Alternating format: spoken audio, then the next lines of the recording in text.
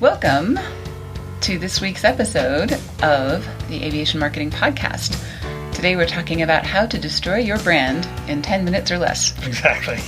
I'm Paula Williams. I'm John Williams. And we are AVCI, and AVCI's mission is to help all you ladies and gentlemen out there in the aviation world sell more products and services. Absolutely. So why are we telling you how to destroy your brand in 10 minutes or less? So you won't do it. You won't do it. That's exactly right. We do a lot of work with small to medium-sized aviation companies in business and general aviation and aerospace in general. And we do a lot of work with brands. And this episode is brought to you by our Sales and Marketing Lab, where we work with individuals, consultants, marketing professionals, sales professionals, and other kinds of folks on their personal brand as well as their company brand. Exactly. Right. And after all of that work, we don't want you to ruin it, right? And if you join, you can get in the gang. Absolutely. This is a great group of people that helps each other because they're all in different parts of aviation, and it's really great to have somebody to bounce some ideas off of, and they are very frank, right? They shoot straight.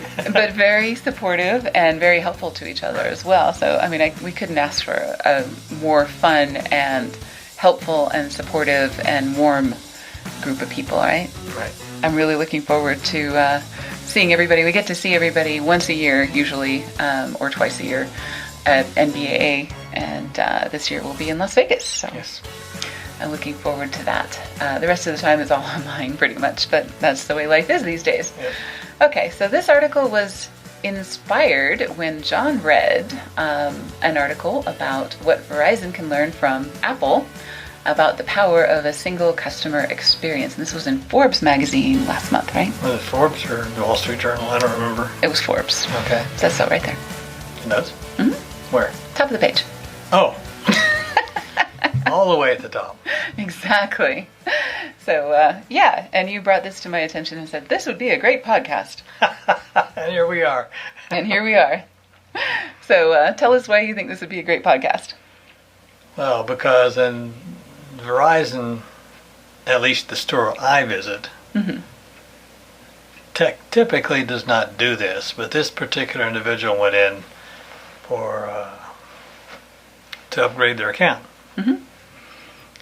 And all they got was a sales pitch on how they could do this or that, or a new Apple phone or a new iPad or a new tablet.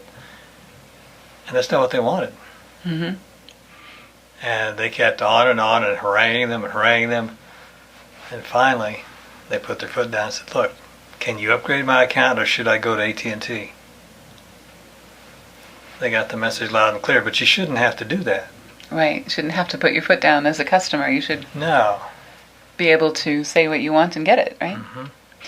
And the difference between that and Apple, we're kind of Apple freaks. You may have noticed that we have Apple stuff all over the place. And the marketing works for one thing.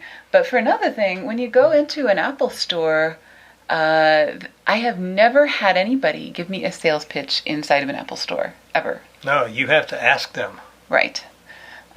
You ask them about this product or that product, and if it's a problem that you need to solve, like I had a battery problem with a phone the day that we were leaving on a trip. And so we got up really early and we went to the Apple store and we waited. We were actually there an hour early, unfortunately. But there was a guy there, and he said, let me get you on the list so that you'll be first in line. I don't want you waiting here. Go have breakfast. Come back full and happy. And then let's fix your problem and get you on your way, and so that you'll make your flight with a good battery. And that's exactly what happened. Exactly. Did not care about upgrading my phone. Didn't, try to sell me anything additional or anything else. He just said, let's get you an appointment, meet your schedule, solve your problem, get you the heck out of here, because that's what you want and that's what we want. We've taken her laptop in, which is, 12, 13 years old now? Right. But still hotter than sliced bread. So it had an issue, and I said, when you do this, would you mind also cleaning, vacuum out the inside of it? No problem. We would do that anyway. There you go. I didn't have to ask, but I didn't know that. Right. They didn't try to sell me anything. Mm-hmm. And then it came out and said, we have two options, this or this. Which one do you want? Mm-hmm. Just gave it to me. I said, option A. Right. So with Apple, as with a lot of companies these days, and as with our company, all of the sales is done up front. With advertisements, with podcasts, with articles, with comparisons and other marketing materials. It is not done by human beings, and that's partly because I am not very good at selling on the phone. I don't do these high-pressure webinars. I don't do any of that stuff. And that's the brand of Apple, is being really, really low-key, being really, really forceful about, having powerful, powerful advertising and powerful marketing materials and targeting people and having really strong products. And outstanding customer service. Exactly. One of the few out there. Right, exactly. So the reason that we're talking about this today is because, and this is a quote from the article, and Warren Buffett, this has been seen all over the place, and just about any time people are talking about customer service. It takes 20 years to build a reputation and 5 minutes to ruin it. So when a customer comes to us for a brand refresh, and we spend a lot of time going over colors and fonts and logos and taglines and the right words and the right message and the right everything, and we spend a lot of time getting that perfect and tweaking it, and artists and writers and, bears, oh my, all of that work can be for nothing if your brand, and no matter how beautiful and shiny your brand is, if it gets associated with a bad experience, right? Oh, absolutely. Right. So for the customers that we've done brand refreshes for, please do not drag that through the mud. Exactly. By giving your customers a bad experience, or by giving them a high pressure sales situation, because, in aviation, we've just found that doesn't work, right? Nope. Okay. And the interesting thing is, right now in our book club, the last 2 months, we've been reading Zig Ziglar books. And part of what we're talking about when we talk about these books is the difference between retail and aviation.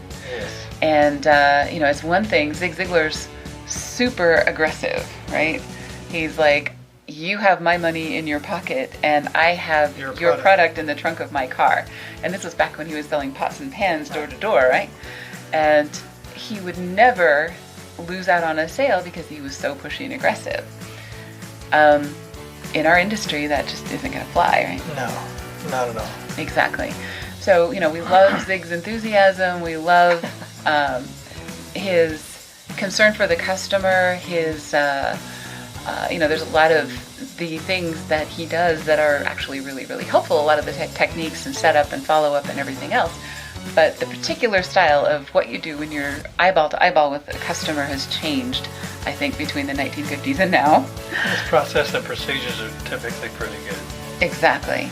And also the difference between retail and aviation, there's a huge difference there too. Oh, big time. Right.